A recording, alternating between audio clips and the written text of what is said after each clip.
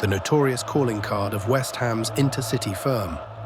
Left behind after violent encounters, in the 1980s, terrified rival fans would sometimes stumble upon a small white card bearing a chilling message. "Congratulations, you have just met the ICF." This was no prank. It was the calling card of the intercity firm, the most feared gang of football hooligans in Britain. At a time when football fandom in England often crossed into violence, one group of West Ham United supporters stood out for their brutality and their brazen flair. They brawled on terraces and in back streets, then left behind these cards like a twisted signature. Their exploits became the stuff of legend, inspiring books and films, the Elijah Wood movie Green Street being the most famous, and their name became synonymous with organized football violence. But who exactly were the ICF? How did a loyal band of East London football fans turn into an undefeated hooligan army that kept an entire nation in fear? And what was the cost of this reign of terror? This is the true story of West Ham's intercity firm, a tale of pride, blood, and betrayal on and off the pitch. To understand the rise of the ICF, we must step into East London in the 1970s, a world far removed from today's glitzy Premier League. West Ham United's home was the Boleyn Ground in Upton Park, surrounded by tightly packed streets of working-class communities. Unemployment was high, industries were dying, and hope was in short supply. For many young men, the football terrace became an outlet for frustration. Britain's economic struggles and social unrest bred disillusionment, especially among working-class youth. Every Saturday, these youths poured their hardships and anger into supporting their club. Football was the sport of the masses, and in East London, West Ham was more than a team. It was an identity. A bitter rivalry with nearby Millwall had festered for decades, rooted in historical slights and the competition of dock workers from rival companies. By the 1970s, whenever West Ham and Millwall met on the pitch, the streets ran with violence. Even in other matches, skirmishes with opposing fans were becoming commonplace across England. It was in this volatile atmosphere, equal parts passion and poverty, that the intercity firm was born. In the mid-1970s, small gangs of West Ham supporters began organizing themselves for fights.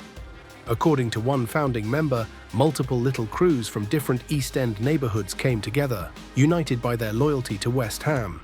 They initially called themselves the Essex East London firm and made their name defending West Ham's turf in the boisterous South Bank stand at Upton Park.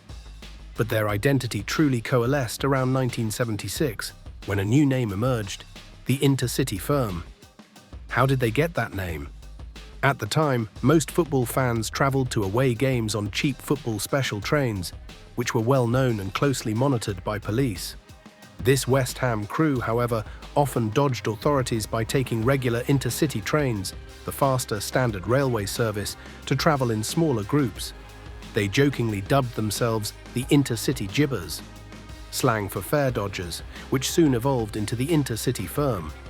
By 1977, the ICF's core was only about 20 or 30 young men, but they were hungry, fearless, and determined to make a name. It didn't take long for the ICF to distinguish itself from the average rowdy fans. They were organized and cunning. They adopted the burgeoning casuals fashion, expensive designer sportswear, sneakers, and no club colors, to blend into crowds and evade police detection. Dressed like ordinary young blokes rather than scarf-waving fans, they could infiltrate rival territory without drawing attention. And unlike spontaneous pub brawls, ICF fights were often premeditated.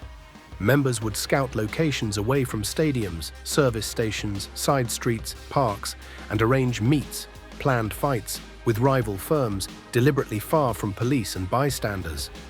In effect, they turned hooliganism into a kind of underground martial art, with set battles agreed in advance. This level of coordination and strategy set the ICF apart. As one account describes, their confrontations were meticulously planned, like military operations. They communicated in code, used lookouts to spot police, and even mapped escape routes.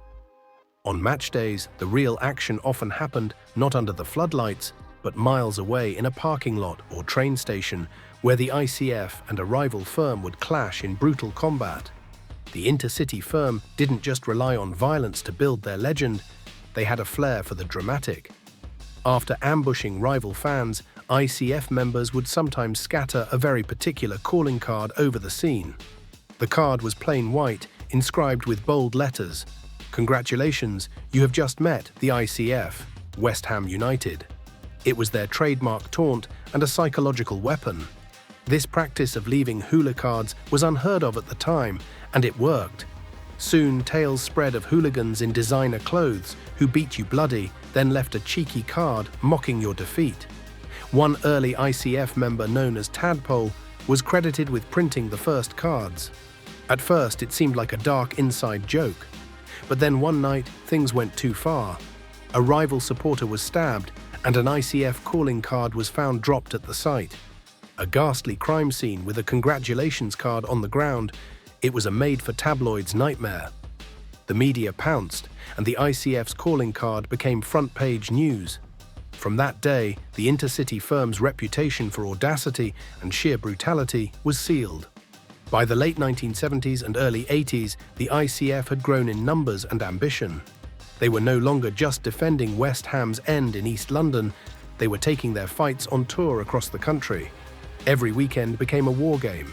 No club was off limits. The ICF challenged the most notorious firms of other teams and often came out on top.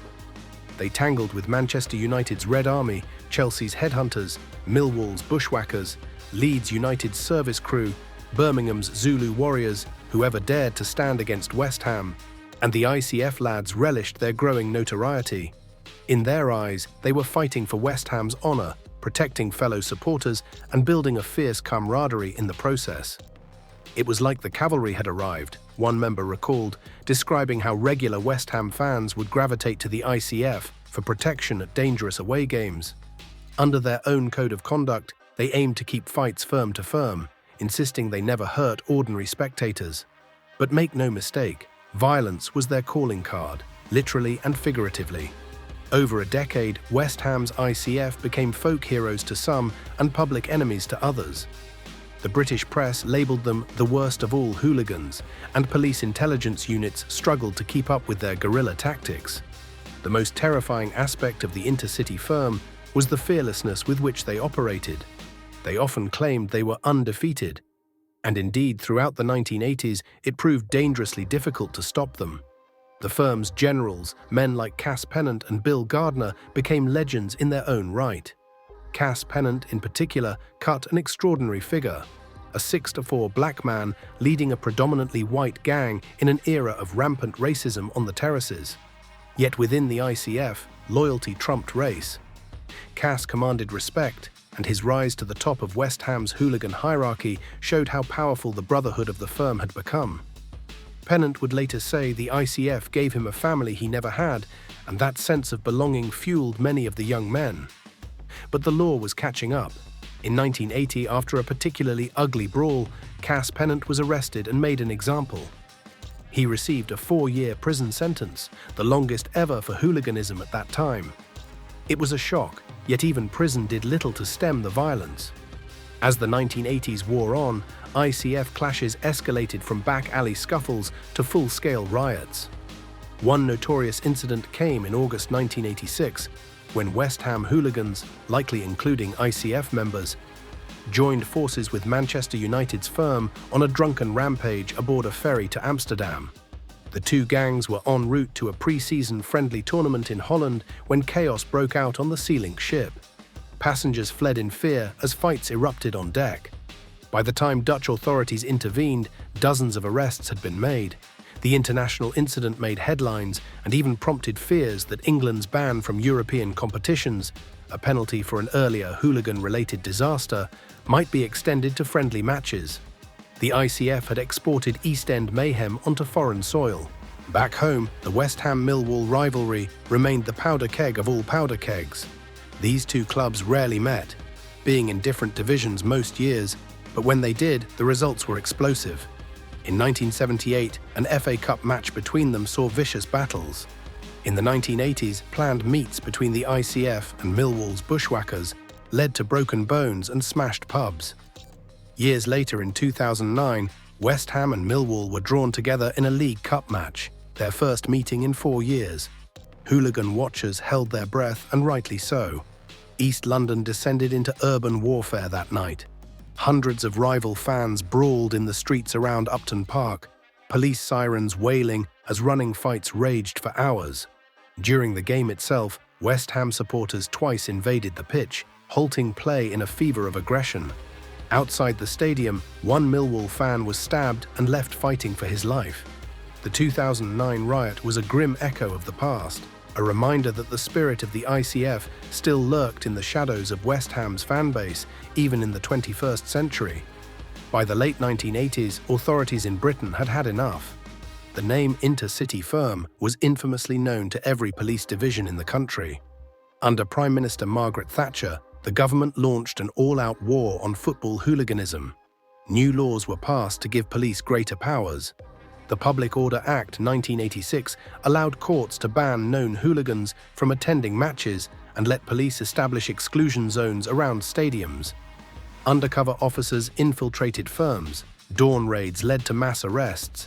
In April 1988, for example, dozens of suspected ICF members were rounded up in coordinated raids across London in an operation explicitly designed to smash the Intercity Firm once and for all.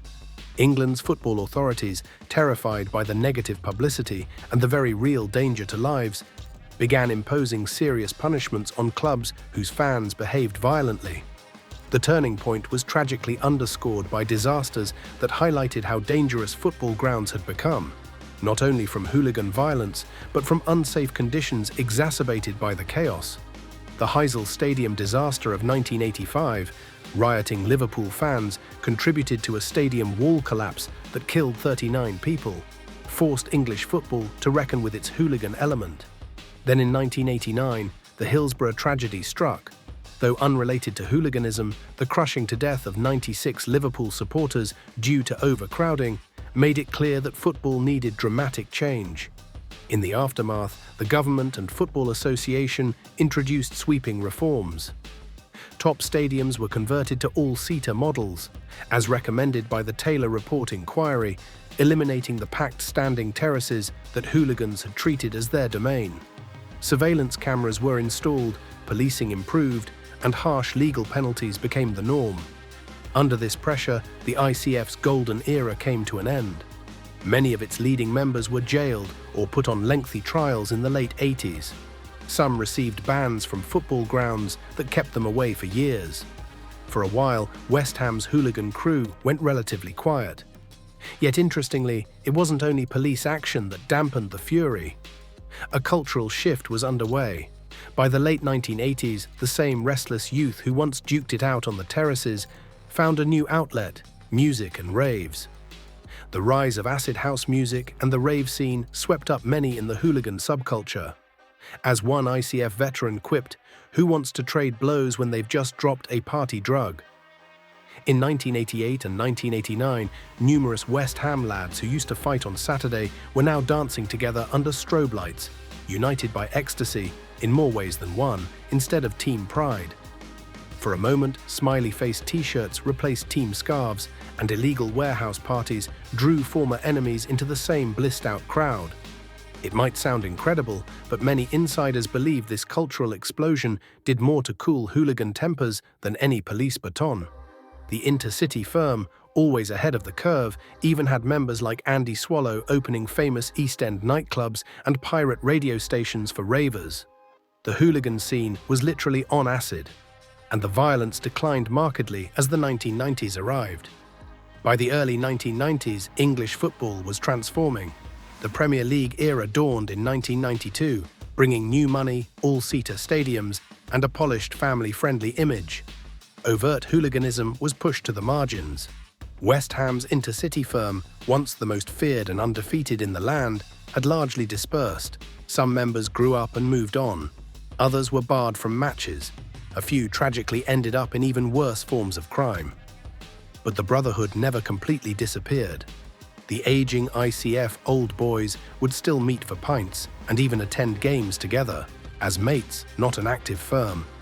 "Even though we're not an active firm, we still go to games together in numbers," said one former ICF general decades later, noting they held reunions to mark 30 and 40 years since their formation.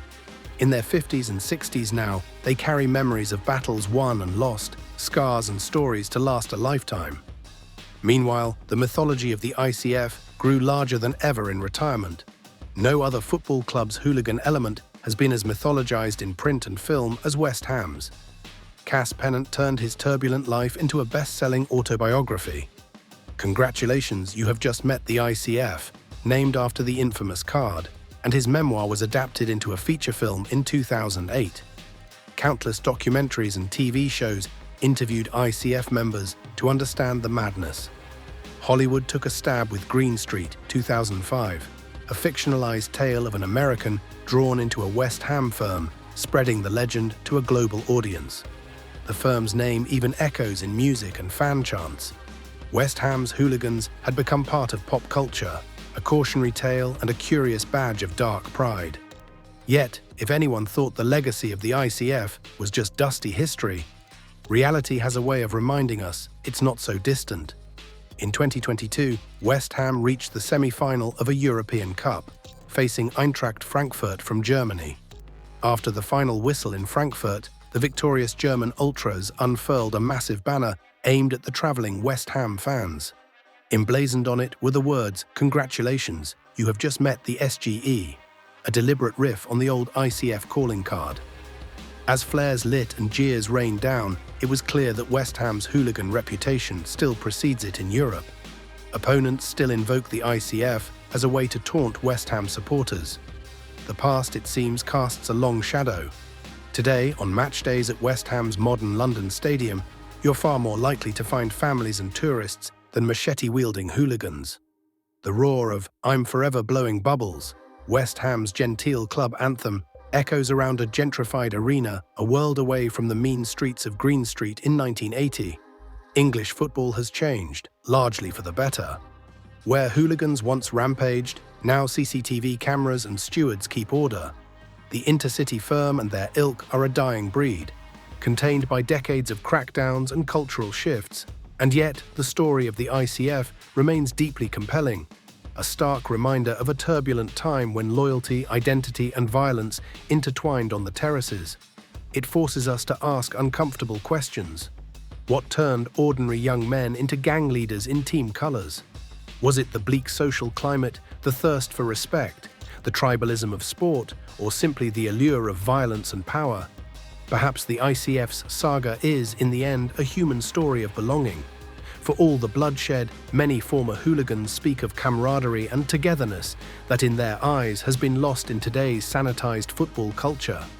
They formed a family on those terraces, a rough, lawless family, but a family nonetheless.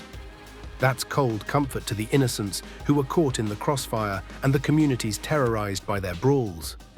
The intercity firm left real victims in their wake, and this should never be glossed over.